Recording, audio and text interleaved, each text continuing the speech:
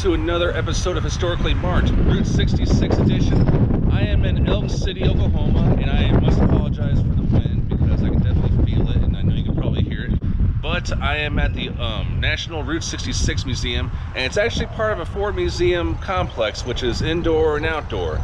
It was very unique. I just got to check out the museum. I'll go ahead and show you some clips from that. And it is also home to one of the largest Route 66 signs, which I'll show you in just a second, as well as some historical markers that I found here. So I'll go ahead and show you around. Here we go. So as you're pulling in, you'll be greeted by this Kachina doll, Myrtle. And then, now a lot of places have advertised this as the largest Route 66 sign, a great selfie spot. Now, I've also heard that the one in Springfield, Illinois, which was built last year, 2 years ago, is also the largest. So, I don't know, but it looks pretty cool. Definitely get a selfie there. And if you've watched all my Route 66 videos, you've definitely seen these signs. Here's one that was placed here by Hampton Hotels, Save a Landmark. Let's see what it says. Alright, from the National Route 66 Museum and Old Town Museum Complex, Elk City, Oklahoma. Established in 1998, the National Route 66 and Old Town Museum Complex preserves the history of Route 66 in western Oklahoma. Now I'm going to show you the museum, or the front of it. I have heard many people say the Oklahoma Route 66 Museum, the one I was just at before here, is much better, and I do agree, but I think both are unique in their own way.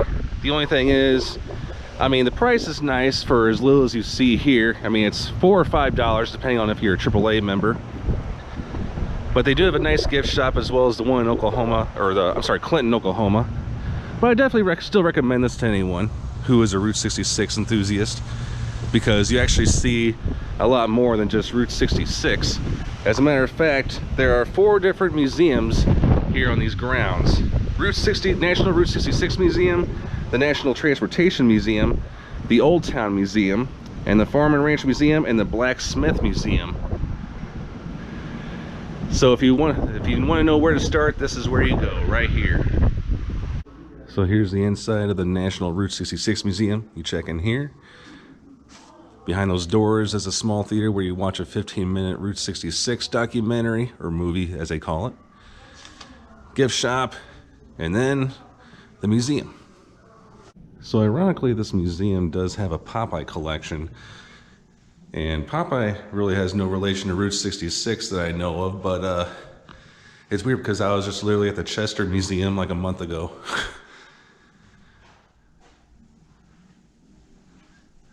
Pretty cool though, all this memorabilia. Stuff to see. There's a bunch of retro motorcycles, like the 1948 Indian Chief, the one I'm looking at right there. Scooter. An old retro fire truck. And this here is a memorial to the Oklahoma City bombing, which of course just happened about 150 miles away in Oklahoma City.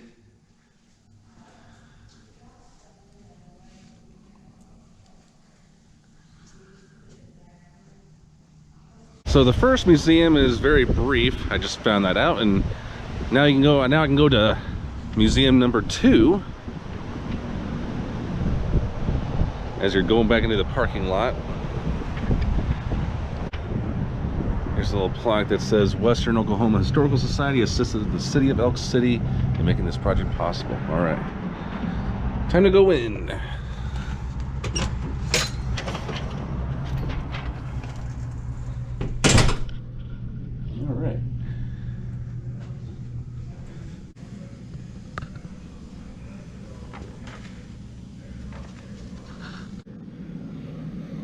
I mean, this museum does have some cool stuff. I mean, it brings out the whole Route 66 vibe. Especially for one that calls it the National Route 66 Museum. I'll go over here, some classic cars, a 1973 Corvette. And license plates. Now these red signs right here are those classic Burma shave signs. It might go home in another car. Okay. Old antique signs. The wagon wheel.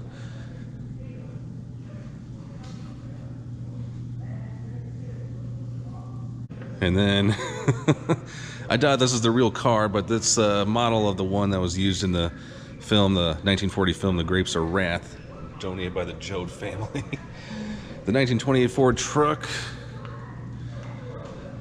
And that is Henry Fonda. Supposed to be him, at least, because that's what it says right there. As well as some Native American related material right here.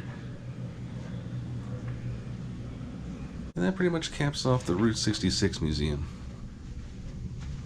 And once you leave the second museum, be sure to look through the windows. Well, the same applies for all the others, but kind of look through and look at old memorabilia, like old vintage storefronts. That's what I was looking for right here.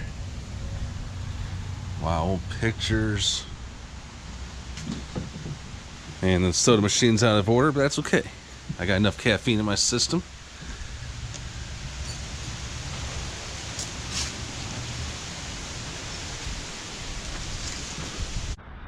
Here's some more stuff on the other side of the building. That is museum number 2. This is a really old, the real gas pump that was once used by Ernest Martin of Levy. And he bought this at a public auction in 1946 to use on his farm. When ill health forced him to sell his farm in 1974, his daughter and son-in-law bought the pump and donated to the museum. Nice, folks. Now, I don't know if there was an actual place called Eddie's Hamburgers. Well, I guess so, because that looks like a really old rusted sign. But here is a cool panoramic view of a storefront, and it looks like it's to be 3D because of that waitress sticking out. And that looks to be Keanu Reeves. That's just the first thought when I saw that. Hula hoop girl, long poodle skirts. Nice. Well, here's another storefront. All the guys sitting at the lunch counter.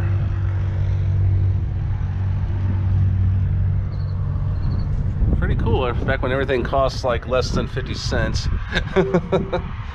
Oh man. Of course, my generation never got to live those days. Another one of the attractions on the property is the chapel.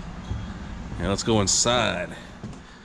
Man, I can definitely, I love the old wood smell. I don't know what it is.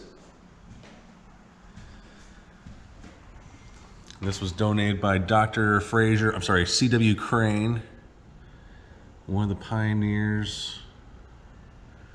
Very cool. Refurbished it in 1955.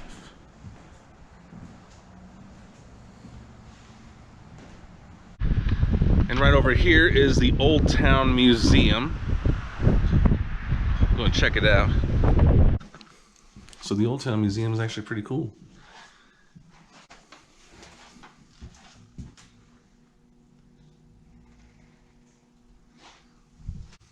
And this is pretty much to depict, you know, a lot of stuff that happened back in the day. Like this is a woman working the original University of Oklahoma switchboard.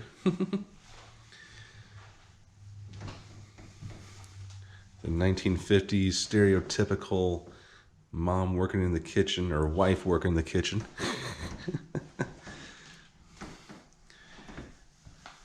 And the permanent wave machine. Okay, so she's got her hair in curlers, but it almost looks like she's sitting in an electric chair with all the wires hooked onto her hair. And she's got to have her ladies magazine.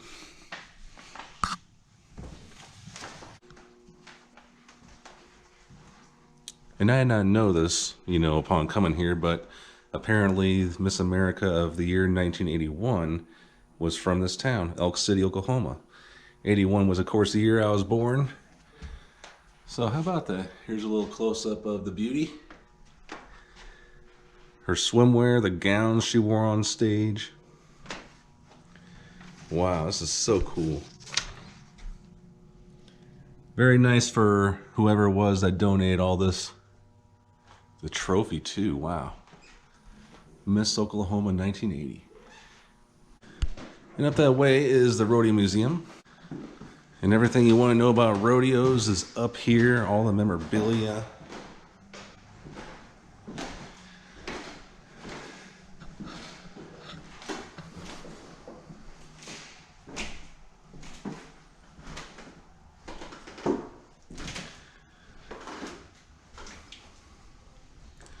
There's a little rodeo clown, Hoyt Hefner. So I was very impressed with the Old Town Museum. Paid a lot of tribute to Western Oklahoma and Elk City. Right over there is the railroad caboose station. And then over there is a livery stable. And that is the Opera House, and the post office. And also over here is a road grader. This machinery was used to help build Route 66 in 1926. Can you dig it? No pun intended, of course, because I'm sure this thing was also used for digging. Donated by the Nestor family. And this baby only cost $10 in 1931. Well, a lot of money back then. Alright, thank you so much for tuning into this episode of Historically Marked. I am Jason in Elk City, Oklahoma, where the National Route 66 Museum is located. Still, I recommend everybody to check this place out, as well as the other neighboring places that are here in this complex. So, I'm Jason, signing off.